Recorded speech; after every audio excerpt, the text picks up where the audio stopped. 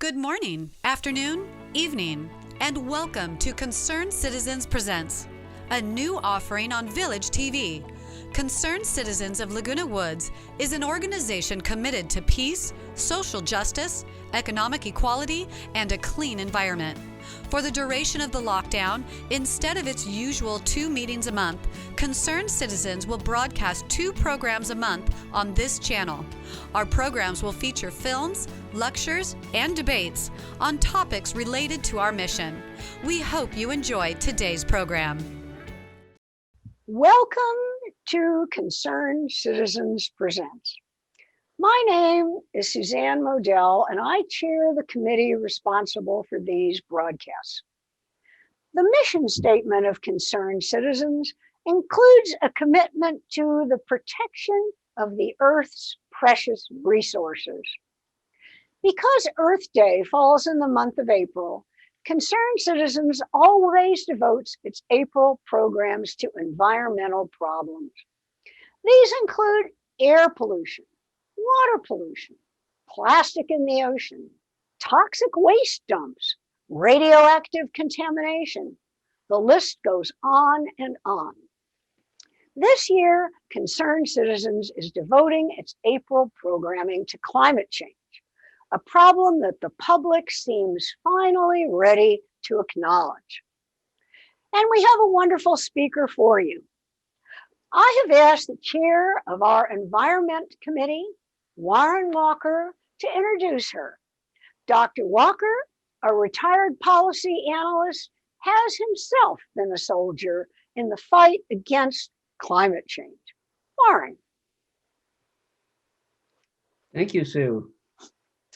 Julie Rozenberg is a senior economist at the World Bank in the Office of the Regional Director for Sustainable Development in Latin America and the Caribbean. She focuses on climate change adaptation and mitigation policies, and on recovery strategies from the COVID-19 crisis, working with countries on building more sustainable, resilient, and inclusive growth trajectories. In previous positions, she contributed to World Bank flagship reports on climate change and co-led the writing of 2 major reports on infrastructure. One, Beyond the Gap, How Countries Can Afford the Infrastructure They Need While Protecting the Planet. And 2, Lifelines, the Resilient Infrastructure Opportunity. Julie holds a degree in engineering and a PhD in economics. I have known Julie for many years. We were both involved in the establishment of the International Society for Decision-Making Under Deep Uncertainty. In fact, the first annual meeting of the Society took place at the World Bank in 2013. Julie was instrumental in making that happen. So it gives me great pleasure to introduce my colleague, Dr. Julie Rozenberg. Thank you very much, Susan and Warren, for the invitation. Really happy to be here. So I'm going to share my screen now. And I trust that you can see my slides and myself. Okay, so I will start then. I'm going to try to talk in this hour about the links between climate change and economic development, because this is what we work on at the World Bank. And even though now I work specifically in Latin America and the Caribbean, I will talk about the whole world and messages from work that we've done at the World Bank for the past 6-7 years on climate change, since it became a very important topic for us. So my talk has 3 main messages. The first one, I'm going to try to explain why climate change is a major development challenge and why it is at the core of the work we do in international development. My second message is that we must and can go to zero emissions, net zero emissions globally, while protecting the poorest.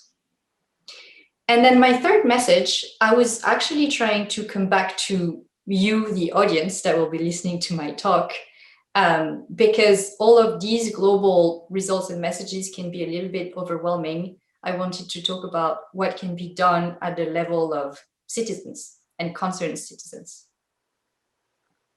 So I will start with the first message, which is that climate change is a development challenge. It means that it's a problem for the mission of the World Bank, which is to eradicate extreme poverty by 2030 and promote shared prosperity everywhere in the world. Just as a point of reference, extreme poverty is defined as less than $1.90 per day. And millions of people today live under this poverty line. Now, climate change is a problem for this objective of eradicating extreme poverty because all the shocks that today are already pushing people in poverty or keeping them in poverty are the same shocks that will be made worse because of climate change. For example, climate change will lead to spikes in food prices and shocks to agriculture systems, and poor people rely more than others on the agriculture sector. Second, natural disasters like droughts, floods, and storm tend to affect poor people more than the rest of the population. And third, diseases and health shocks such as malaria, diarrhea, stunting, mental disorders also have a bigger impact on the poor and tend to push people into poverty. And those health shocks also will become worse because of climate change. So it's really something that we need to be taking into account. Now, let me explain a little bit more why poor people are always much more vulnerable to natural hazards. First of all, you all, I assume, and most of the population put our savings in banks and saving accounts. But poor people don't have access to financial services in general, and all their savings are in any material goods that they own. So their cattle, for example, or their agriculture, land, and production. So if because of a natural disaster they lose their cattle, then they lose all their savings. Now, rich people have houses that are pretty well built and that will resist a flood or a storm, maybe not all the time, but most of those events. But poor people live in slums, in houses that are very precarious and that can be washed away even by a relatively small flood. So again, when they're hit by a natural disaster, they lose everything that they own. Now, poor people are also more vulnerable to shocks to food production and agriculture yields. First of all, because they spend a higher share of their total income on food. So on this graph here, you can see that in sub-Saharan Africa or Europe and Central Asia, the poorest spend almost 60% of their total consumption on food. So when food prices increase, it has a huge impact on what they can spend compared to wealthier people who spend less than 10% of their total consumption on food. And then poor people also depend much more on agriculture income. So on this graph here, on the x-axis is income per capita, and on the y-axis is the share of the bottom 20% of the population, which means the bottom poorest, working in agriculture. And you can see that in poor countries, sometimes 60-70% of the poor population works in the agriculture sector. So when there's a shock in the agriculture sector, most of the poor population is affected. It means that they become even poorer and they have more trouble getting out of poverty. Now, a few years ago, and Warren has seen me present this report, we did a global analysis to try to quantify what the impacts of climate change could be on poverty by 2030. And 2030 is relatively short time when looking at climate change. You've seen Rob Lampert's presentation already. Most of climate change impacts will happen in 2050, 2100, even though we see some impacts already today. But we tried to quantify those impacts on poverty by 2030, and we found that in a pessimistic scenario, more than 100 million people could be pushed back in poverty in 2030 because of climate change. And just to give you a point of reference, 100 million people is more or less what we estimate is the impact of the COVID-19 crisis on poverty in 2020. So, and the COVID-19 crisis is huge, right? And globally, it had a very important impact on poverty. Well, the point here is if we manage to get out of the COVID crisis, we need to do it in a way that will prevent climate change impacts. Otherwise, in 2030, it's another 100 million people who will fall back in poverty because of climate change impacts. So it's really important that now we think about the recovery from the COVID crisis in a way that will reduce those potential climate change impacts. So for us, it means that climate change adaptation must be embedded in many different aspects of development. For example, we work with farmers on providing better education and skills for higher agricultural productivity so that new techniques and new crops can be used that are more resistant to future climate change impacts. We also work on providing infrastructure and access to markets for economic development. When we do that, we need to make sure that the infrastructure will actually be resilient to future natural disasters and climate change impact. So we need to rethink the way we help countries design their road systems, for example, or their bridges. And by the way, it is something that the US also needs to do, rethink how they build their infrastructure to make it more resilient. But in some countries, it's doing it right from the start because they still don't have the infrastructure system they need. Another important part of our job is improving financial inclusion so that people can actually use digital payment system and can hold their savings in a bank account that will not be affected by a natural disaster instead of having all of their wealth in nature in their house. And then finally, we're working on universal access to healthcare so that the impacts of climate change on malaria, for example, we know that climate change will worsen malaria. We want to make sure that healthcare systems are strong enough and everyone has access to affordable healthcare to limit those negative impacts. Something that's really important is also social protection and cash transfers, something that's been used during the COVID crisis to try to limit the impact of the crisis on the poorest. That's also an instrument that can be used after natural disasters to help people bounce back after they've lost a lot of their assets or income because of a natural disaster. So a lot of the things that I talked about is in this report that we published for the Paris Agreement, so a while ago now, that's called Shockwaves. But we've done updates recently and a lot of the numbers are the same. They're even just slightly worse over time. So it's not reassuring. But there's a lot of useful information in there on the impacts of climate change on poverty. Now, I want to go to my second message because I told you about all the different things that we as the World Bank do with governments to try to help have an economic development that is more resilient and adaptive to future climate impacts, but that will not be sufficient, right? Because what we've looked at, which are the climate change impacts at 2030, those are pretty much baked in the emissions that were already emitted in the past. And I think it is something that Rob Lampert also explained in his talk. But really the efforts that we have to make now is to prevent much worse climate change impacts in 2050 and 2100. And in order to do that, the IPCC, the International Panel on Climate Change, tells us that we need to go to zero emissions in every country in the world.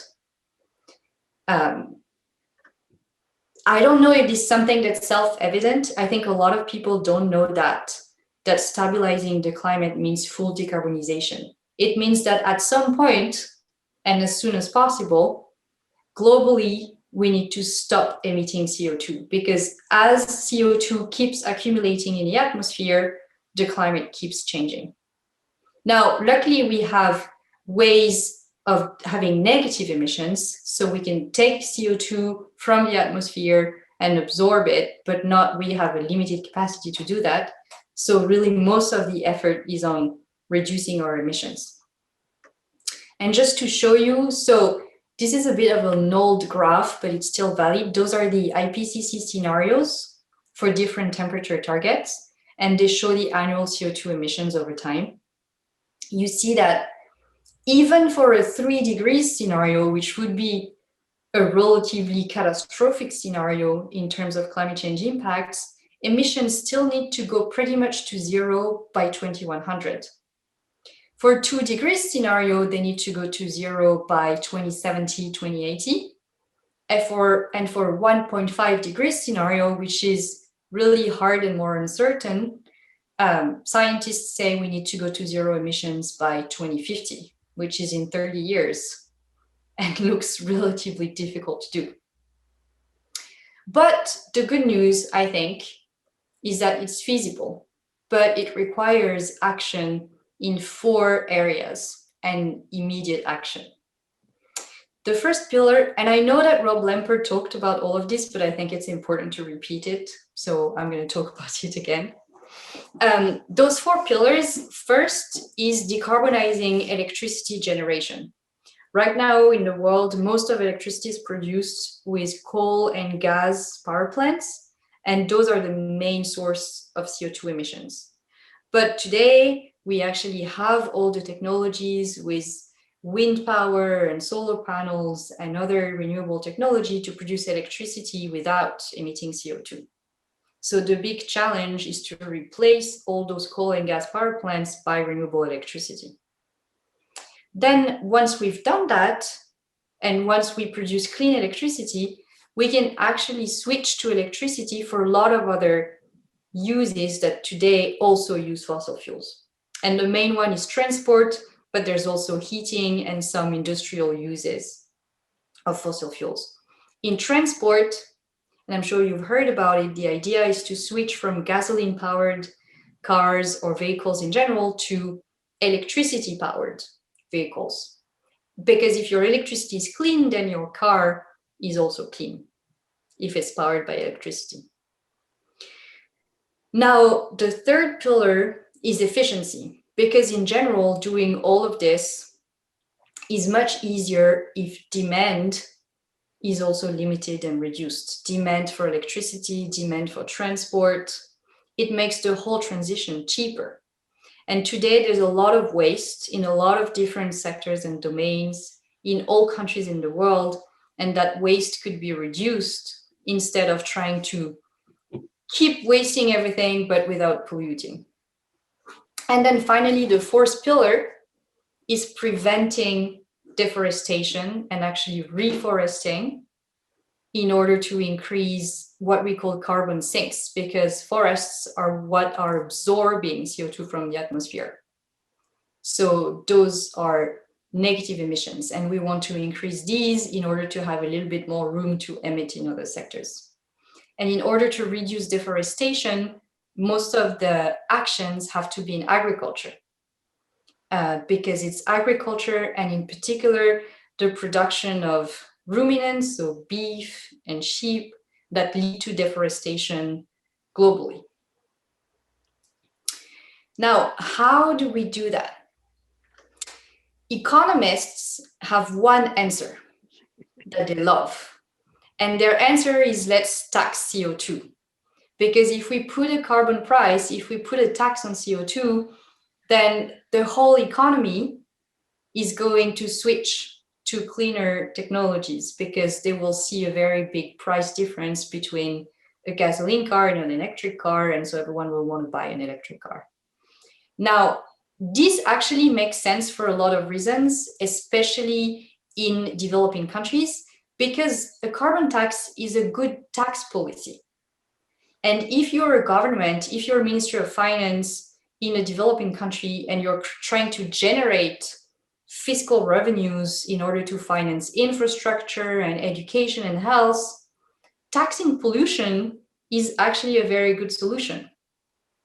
One of the reasons is that because carbon taxes, like diesel taxes on these graphs, are really hard to evade compared to others. Those are the tax evasions rates in developing countries. And you see that they're pretty high on corporate taxes, on VAT, on income taxes, but they're really hard to evade on diesel because the tax is directly at the gas station. It's really hard not to pay your diesel tax. And it would be the same for carbon tax. So it would guarantee more stable revenues for the government.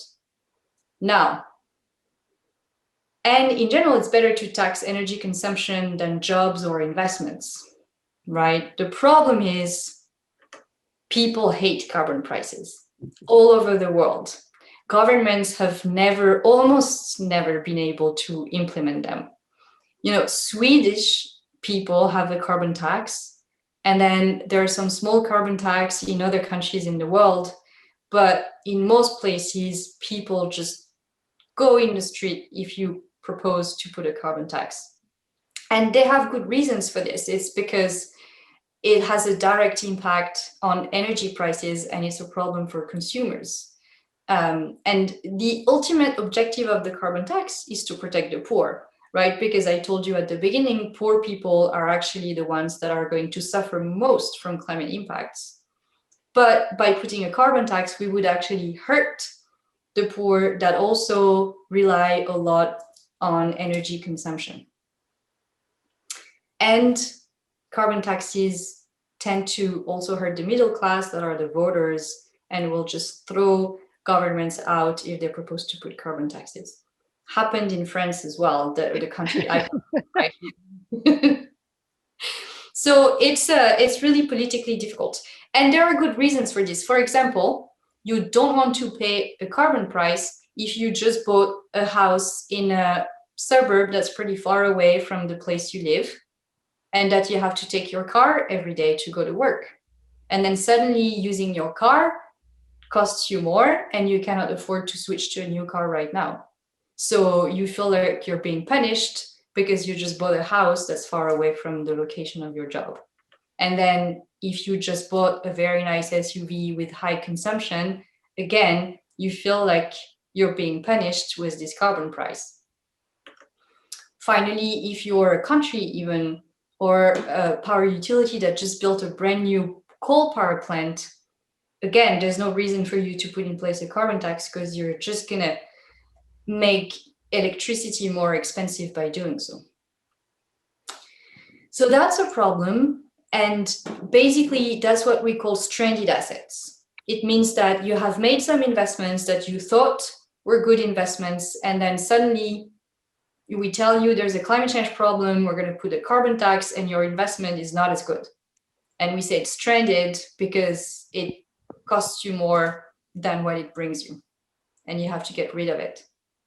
And if we look at the power sector, a fifth of existing power plants in the world could be stranded assets if we were really serious about reducing emissions by the middle of the century. And actually, so on this graph on the left is the total budget that's available for the power sector to stay below the 2 degrees target. That was before we actually decided to switch to 1.5. And now on the right, those are existing power plants. So it's more those are the emissions that are committed because of existing power plants. And then those are the emissions of planned power plants. So it means that in the world, we should be telling all governments that they should stop investments in all their planned power plants because it's too much compared to what the sector is allowed to emit. And on top of that, they need to close some of the ones that still have years to go because, again, it's too much compared to what's allowed. So, of course, politically, that's not very easy. And actually, there are concerns about stranded assets that come from the financial sector and ordinary citizens. So the governor of the Bank of England said that a too rapid movement towards a low carbon economy could damage financial stability, because the financial sector has invested in coal power plants and gas power plants, and suddenly they don't want to see again their assets value being devaluated very quickly. That could lead to financial crisis. And then if you remember the debate between Hillary Clinton and Donald Trump in 2016, this man called Ken Bone became very famous after the debate. And his question was also on stranded assets. His question was, what steps will your energy policy take to meet our energy needs while at the same time remaining environmentally friendly and minimizing job layoffs? And that's a very fair question. We do want to transition, but we don't want to be hurting the middle class and the poorest, and that's true in any country in the world. But there are many things that can be done that will actually benefit everyone, especially in developing countries, but that's also true in the US. And one of them is developing clean public transportation. Electric buses, for example, tramways, subways, could be made all electric, all clean, and would also have a lot of co-benefits by reducing congestions, making cities much more livable and nice to live in.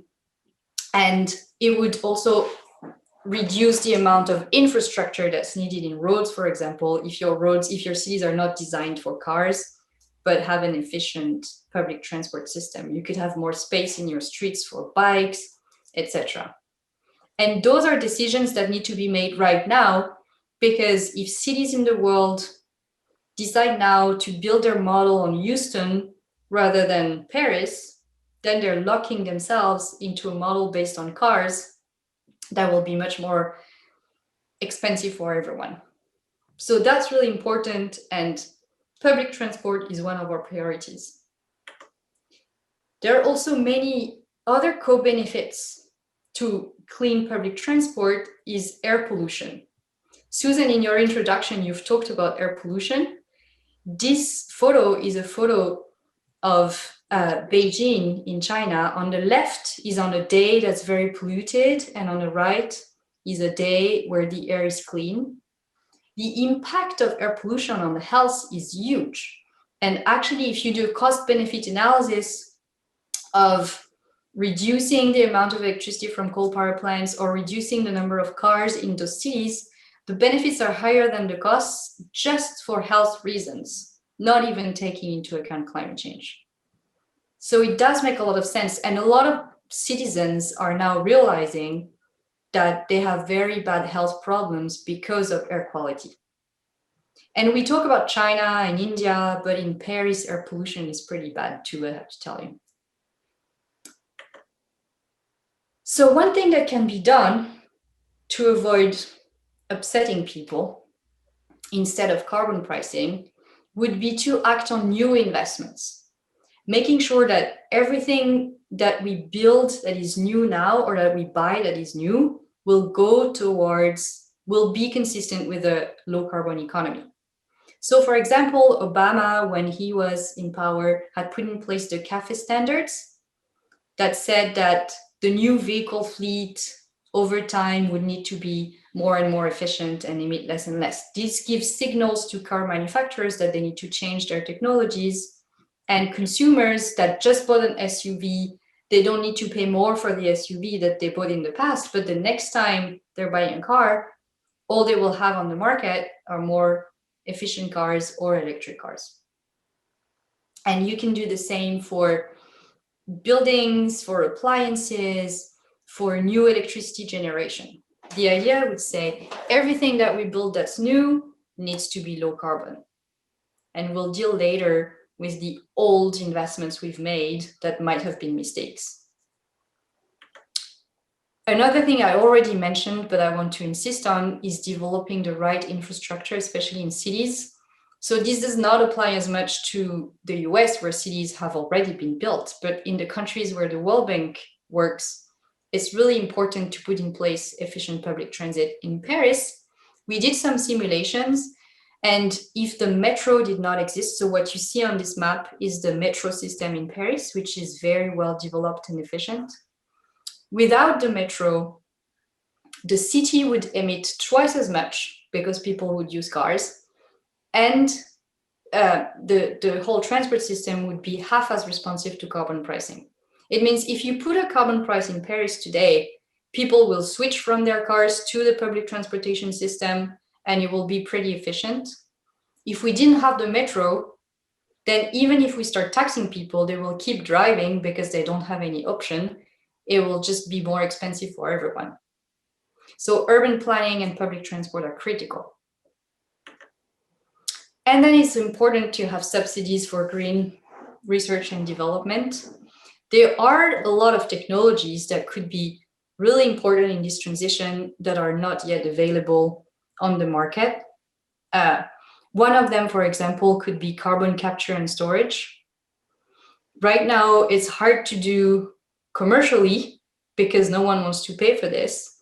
But there are lots of people that have hopes in carbon capture and storage. Green hydrogen is another one that people are more and more interested in. There's been a lot of research in batteries these past years, and the price of batteries has really collapsed. People say that in a few years, batteries will be really competitive, which means that electric cars will be cheaper than gasoline cars, and you could have independent solar systems with batteries in your house, for example. That is because a lot of governments have actually invested money in research and development in those new technologies.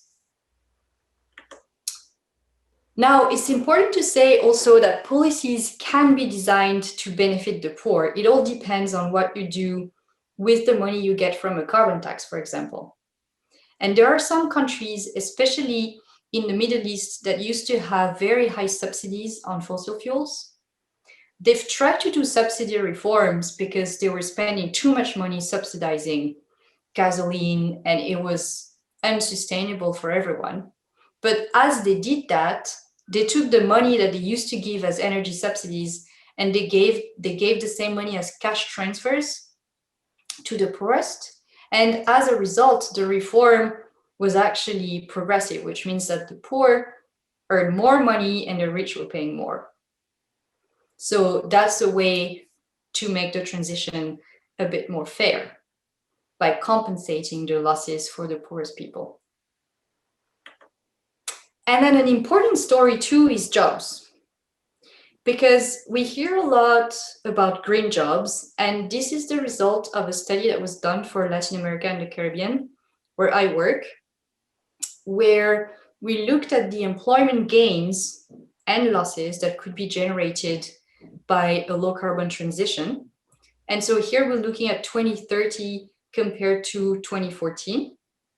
And in most sectors, actually a low carbon transition would generate more jobs than a business as usual scenario. The problem is you would also lose jobs in some other sectors. And that's a political problem. It's also a political problem in the US. We've seen that with coal producing regions, like West Virginia, for example, where people can tend to oppose climate policies in general because they fear they're going to lose their jobs. Well, it's the same in all the countries we work in. And even if you tell people that actually there are going to be more jobs created in renewable electricity, in plant-based agriculture, or in construction and forestry, still the people that work in fossil fuel power plants or in fossil fuel extractions are going to be angry and oppose the reform. So it's important for governments to ensure, again, a just transition by putting in place policies that would facilitate the reallocation of workers, which is not always easy because it depends on where they live. You know, we tend to say, oh, we can just take the workers that work in coal and make them build solar panels and wind turbines. It's not that easy because you don't necessarily want to build your wind turbines in coal country or coal county. And so in practice, it requires much more planning and maybe compensation schemes and things like that. For example, we would need to find new industries that would want to go settle in West Virginia and hire coal workers. One thing you can do is offer early retirements for the older workers that are about to retire in the next few years, but you cannot do that for people that are mid-career. For these people, they need retraining. They're not necessarily willing to move to a different region or state. So it's also important to have, if I dare say, industrial policies where maybe you can encourage some sectors or industries to create jobs where you want to destroy some jobs because of the low carbon transition. And that requires a lot of consultations as well with the local communities to explain what's happening. Now, another important policy is to inform and promote the right behaviors. Like I said, we can invest a lot in technologies, but demand is also an important side of things. And, you know, some people, it's really hard to explain that maybe they could walk their dog by actually walking and not driving. I don't know if we would convince someone who walks their dog with a car, but most people are willing to change. They just don't know exactly how much and what they should be doing. So just labeling is important. For example, the Energy Star label can inform people on which appliances are more efficient than others and why it's good for them to buy the efficient appliances. And then there are some power utilities, for example, that when they send you your electricity bill, they show you how well you're doing compared to your neighbors in terms of energy use in your house. And in general, that's a very good incentive for people to reduce their energy consumption. They see that they have some neighbors that are doing better than them in terms of energy use. That's an incentive to try to reduce your own consumption. Now, communication is very important. In most countries where the carbon tax failed, it was mostly because the government did not explain what they were going to do with the income they will get from that carbon tax. Because that income could actually be used to help a lot of people to invest in some infrastructure and can bring a lot of positive things to a country. But if you just say, I'm going to put a carbon tax in order to punish polluters, most people are going to say no for very good reasons. If you say, we're going to put a carbon tax, but with this money, we're going to do a lot of great things that are going to benefit a lot of people, it might become more politically acceptable. The problem is communication, and governments so far on climate policies have not been very good at communication. Now, I would like to just summarize a little bit my main points on this just transition to net zero emissions, because I said a lot of different things. And those are points that we present to governments in developing countries, but I think they also apply to any country in the world. Some of the challenges are different, but a lot of the challenges are the same. First is that it's a good idea to focus on new investments rather than taxing the use of old equipment, because it's much more politically acceptable. I don't think anyone in the US was against CAFE standards, for example. Although the Trump administration erased all of those, most people found it pretty acceptable to say that the next generation of cars had to be more efficient. Then social protection policies can be very useful in protecting consumers for energy subsidy removal or new environmental taxes. Again, it means that, okay, you're going to pay more for energy because there's going to be a nationwide, economy-wide carbon tax, but you will receive cash in exchange to compensate for your losses. And actually, if you're poor, you might receive more than what you pay in carbon taxes, so it might be beneficial to you. Third, governments need to prepare for green jobs creation and support workers and communities that will lose in the transition to net zero emissions. Because even though overall, I'm convinced that a low carbon world will be more prosperous and that well-being will be higher in such a world, there will be losers. And it's important to focus on those losers, otherwise they will keep fighting against the transition. And there's an anecdote that I like. When the UK abolished slavery, they actually paid the slave owners quite a lot of money to make it acceptable. And we could do the same and pay the coal workers or the oil companies in exchange for shutting down their business, and helping them reconvert, how do I say, start new business models instead. That, of course, is also politically unacceptable to the rest of the population who says, well, they've benefited from pollution for all these years, and now we're going to pay them again so that they'll accept that we'll transition. But then that has to be political debate. And so that's why my fourth point is on social dialogue, which is a requisite to ensure a just transition to net zero emissions. I think we need to have many more events where people can debate about all these issues. I don't think it's something that a government can decide alone. And there are lots of new interesting models out there. In France, France did an interesting experiment recently. They created a commission of citizens that were selected randomly. So people applied, but then 100 citizens were randomly selected, and they worked for a whole year with experts on new policy propositions to help France be carbon neutral by 2040, I think. They came up with propositions that were much more ambitious than what the government wanted.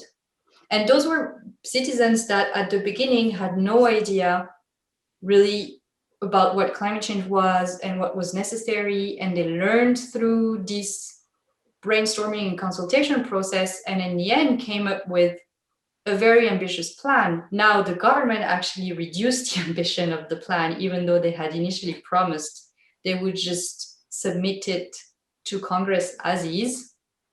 They reduced it because of the influence of lobbies or other groups, and because they're trying to protect some groups. But I think this was an interesting model that could be reproduced in a lot of countries and expanded to a lot of other subjects. But having citizens participate in a debate for a transition that is as big as the one we're trying to get at is crucial. And also involving, of course, the people that will lose in the transition is really important. And I think that, Warren, the whole DMDU approach, decision-making under deep uncertainty, is really this idea of co-creation of knowledge between scientists and stakeholders and citizens. And that's really the model that we need right now to put in place policies that will be acceptable and that will generate benefits to everyone to reach this transition. Co-creation is the key word, yes? Exactly, co-creation. So now, a lot of what I said is, in this World Bank report that's called Decarbonizing Development for people who want to read more. It's focused on developing countries, but again, a lot of it probably applies to the US as well. But then my last message was on what can you do? And it's mostly based on what I do, because a lot of my friends ask me that when I talk about climate change and how daunting the challenge can be. Not to say that individually we can solve the problem. I still think that it's mostly up to governments to solve the problem. And like I was saying, scientists and citizens to co-create knowledge that will help government make the decisions that are acceptable to everyone. But I still think governments have a lot to do. But still, at individual level, I would say one important thing is to think about your diet. For me, it wasn't important until I started looking at the numbers. What you see on this graph is the greenhouse gases emissions per calorie for different types of food. And it's not easy to read. This is a report from the World Resources Institute. I should have put the references. It was just released a few weeks ago. And on the far right is beef, and next to it is sheep and goat meat. Those two have CO2 emissions per calorie that are so much higher than any other type of food that it makes you rethink a little bit your diet if what you like is having like 3 burgers a week or something. And actually in that report, they propose a sustainable scenario where everyone in the world could eat some ruminant meat, but in a way that would be sustainable for emissions. And what they propose is 52 calories per person per day. And I made the calculation. It means more or less 1 beef steak every 2 weeks. So it doesn't mean you have to cut meat completely, but significantly reduce if you consume meat like an average American. But then it's mostly ruminant meat because if you look at pork and chicken, for example, the emissions are much lower and they're comparable to fish. So and of course, plant-based diets are also more healthy and more sustainable in general. But I want to say, if you want to eat meat, focus on pork and chicken instead of sheep and beef. And that's a big problem in the countries I work on, because I work in Latin America, and meat consumption there is really high. It's probably like the US, and culturally, it's really ingrained into society to have a big piece of beef every day almost, or several times a week. And one of the challenges we have is to even begin to have a conversation about some information campaigns that the government could give to populations about the impact of meat consumption. And it's not just greenhouse gases emissions, because beef production also creates water contamination. It uses a huge amount of land that can be used for other purposes. But it's a big cultural shift. So I wonder how long it will take, and maybe the solution will be artificial meat. Before people change their taste and behavior, they will just start eating lab-grown beef. I don't know, but something has to happen there for sure. And then another one is just buying renewable electricity. I guess in California, it's relatively easy to do. In Washington also, we have different companies, and I don't want to make any publicity here. I just took my electricity provider that's called Arcadia, but there are many others.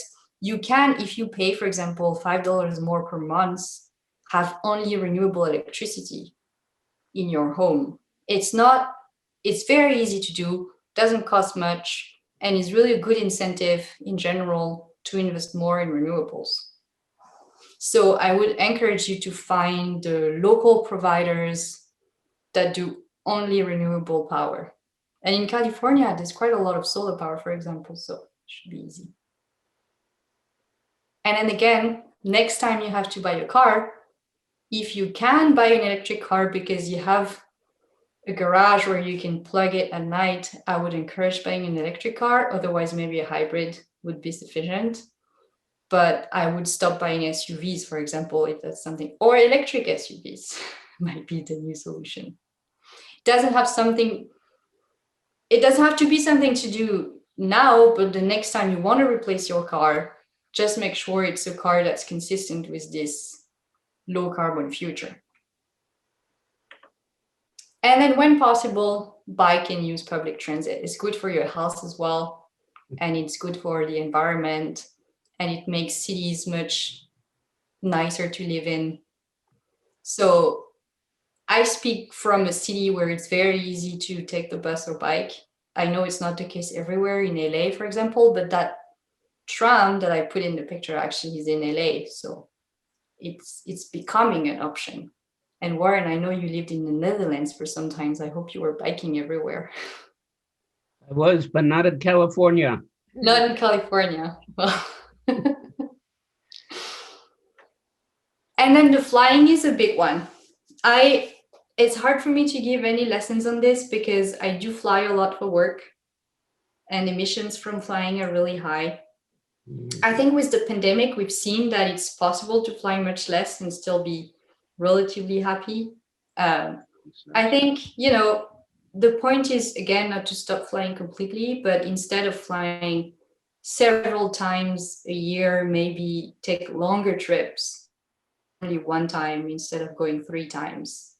And then for shorter trips, maybe there are other ways to go there. In France, for example, they've actually decided to forbid flights for short trips that have the options of taking the train.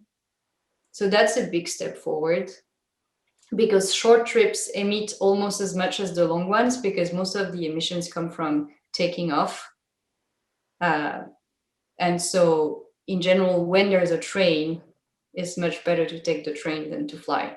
Again, for people who live in the US, it's not always an option, right? But trying to, spend more times wherever you go, but go less often might be one solution. And with the pandemic, I think we've seen that it's feasible, especially if you can work remotely when you're working. TU Delft has developed an electric airplane. Yeah, so I agree that might be the solution. And I wish in the future we'll be able to fly without any emissions. In the short run, we still don't have viable commercial solutions for zero carbon flights. But I agree with you. I mean, I used to fly all the time for work. I haven't in a year now, but I need to take planes. So Yes. And then the last one is to call your local representatives, just because they're the ones who can do most of the work. Really, I think at our level, there are things we can do, but those are big political decisions, and there are big difficult decisions that need to be made. And it's only our political representatives that can make them. And they need to understand that this is a priority for the population. In order to take it seriously. So, I know in California, most of the representatives have already been convinced that climate change is a big problem. Yes. If you are from other states, if you know people in other states, or if you want to spend time calling representatives from other states, I think this can have a big impact, actually. So, I don't know how long I spoke. I think we have a little bit of time. We have about 5 minutes left. That's all. Okay, great. So let me could you shut down your slides, perhaps? Yes. So we can see you. Okay. That's great. I have a question. This is very optimistic. I feel much better after hearing your talk about possibilities. At least there are solutions out there. But how optimistic are you about the implementation? That's always the problem with finding, as a policy analyst, I've identified many good policies, but the real problem is getting them implemented. Are you optimistic? Depends on the days, I have to say. You know, one thing we've seen with the COVID crisis is that if governments are really willing to do something, they will do it. I mean, we've seen the power of governments with the lockdowns that were implemented everywhere. And that was pretty impressive, and how people followed the guidelines. They did not follow the guidelines everywhere perfectly, but in general, I think some of those lockdown policies worked pretty well. And so if there could be the same sense of urgency and ambition for climate change, I think we could get there. The problem is, how do we convince decision makers that this is a problem that's as big as the COVID-19 crisis is where I'm not sure. But I think I'm optimistic because I see the younger generation really worried and really trying to raise their voice about the problem.